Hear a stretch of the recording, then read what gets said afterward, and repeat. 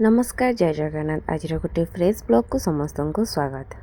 तो देखिपे यहाँ हूँ विलेज माने आम गाँ गाँव माने व्यू आपण मानक केमती लगुच निश्चय कमेंट मध्यम जनातु।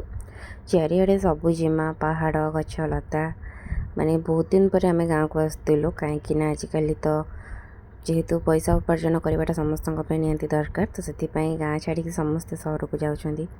तो जेहेतु गाँव में आमर गोटे कम कार्य थिला तो से गाँव समस्ते लोक आसते गाँव को बहुत दिन पर समस्ते मिसिकी आम बहुत खुशी लगी। आठ देखु मो झी आ दीदी केमती खेलुंट।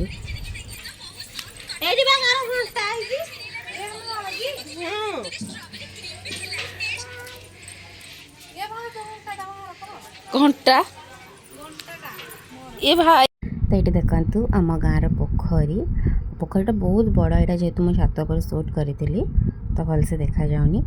एपटे जेहेतु मोर गाँव में गोटे भोजी थिला तो से सकाशे भोजी प्रिपेरेसन चलती। मो हजबैंड एंड मो नणंदी मिसिकी से माने रोषे करुँच घांट तरकारी। तो देख तो गाँव में बहुत दिन पर जेहेतु समस्ते एकजुट होते तो मिलमिशि कम करने को भी बहुत ही भल लगे। तो समस्त भितर गाँव में ये एकजुट होगा खाइबा आपण मैंने आगे भी वीडियो देखी पारे। तो देखते ये सकाल सकाल आम समस्ते फैमिली बसी पड़ू पखाड़ पाग कर। आन हाँ गाँव जो पखाड़ से जो टेस्ट से तो भुवनेश्वर जमा भी नाला।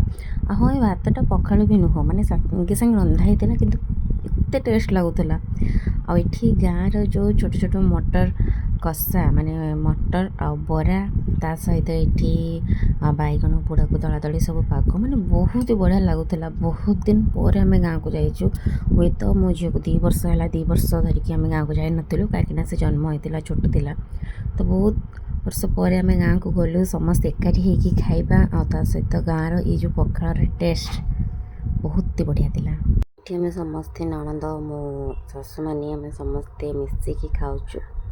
मो स्वामी तो से साथी साथी खाई पलैले आठी मो नणंदर मोर बसिक आम खाऊचु मिसिकी। तो आपण मैंने भी गाँव में मजामस्ती करते ना निश्चय कमेंट करेंगे। तो ये देखो आम गाँ पोखरी धरा माछ मैंने केते बड़ बड़ माछ होती। तो सेटा को रात धरिकी काटी देकी लुण हलदी घोड़ी आम भाजी देखी देखी देखी देखी डुडुल केमती गीत गाउचु ए ढकुलु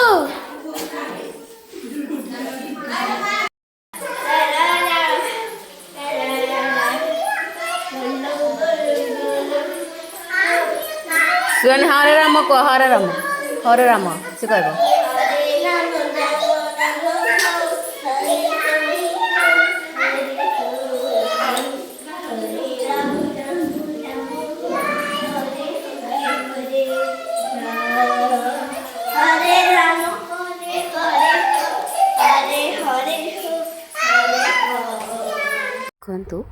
गाँ पोखरी तो मैंने गोटे कईच धरी आठी भी देखो पोखरी में जूम करके देखा गोटे कईचटे अच्छी माने गाँव रही सब जिनस देखा मिले जोटा कि बहुत बढ़िया लगे।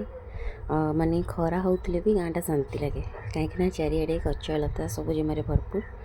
तो तापर आम रिटर्न करी भुवनेश्वर आसला आसिक बाटर जेहेतु बहुत ही खरा होता आखुपणा पी देलु। ता सहित गाँव आसला आसिक आम आनी गोटे देसी कुकुड़ा।